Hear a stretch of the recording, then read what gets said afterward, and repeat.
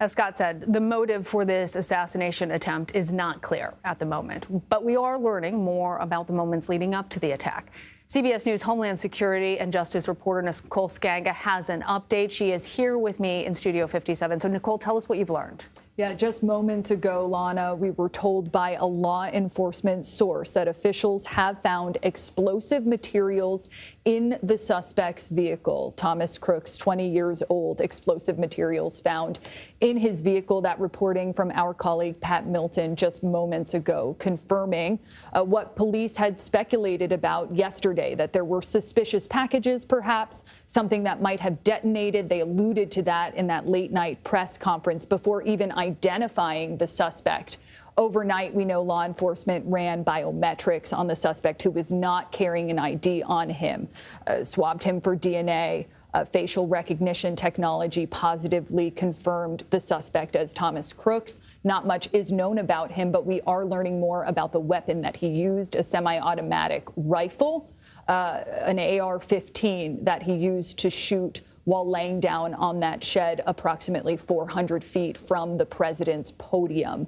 Right now, investigators looking into whether that weapon was procured from a member of his family, legally purchased in Pennsylvania. Now, Nicole, you heard Scott and I discuss the fact that he was a registered Republican. You mentioned he doesn't really have a social media presence. In so many ways, this might defy the normal expectations for the profile of the assailant. Do we know anything more in terms of theories that law enforcement is pursuing in terms of their investigation for a motive?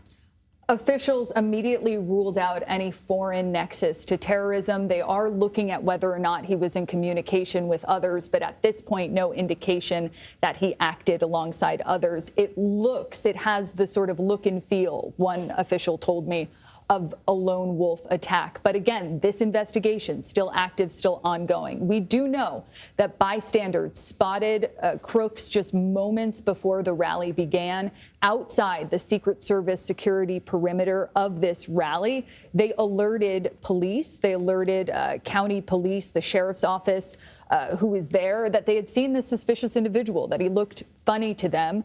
Of course, we know there is a sort of central command within these events. So that going up the chain of command, alerting Secret Service at that point, officials lost track of the suspect at this point for a few minutes.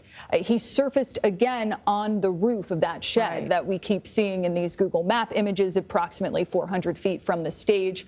I am told that as he surfaced within seconds, counter sniper teams positioned within the U.S. Secret Service, there were 4 of them last night, 8 individuals total, took aim and neutralized the threat, shot the suspect dead. And we heard them immediately afterwards, live as we were watching this, say that the shooter is down.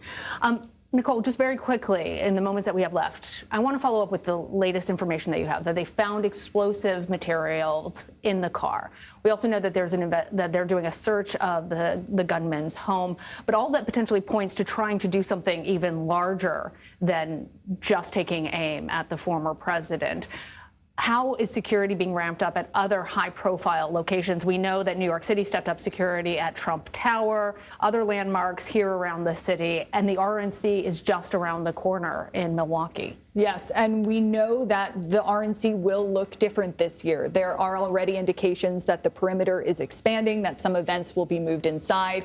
We expect Secret Service to say more in the coming hours about what higher security measures will be taken. We also know that in addition to the former president's security detail, other Secret Service protectees have had their details bolstered as well. The president, the vice president, the family. All right. Nicole Sganga, thank you for all of your reporting.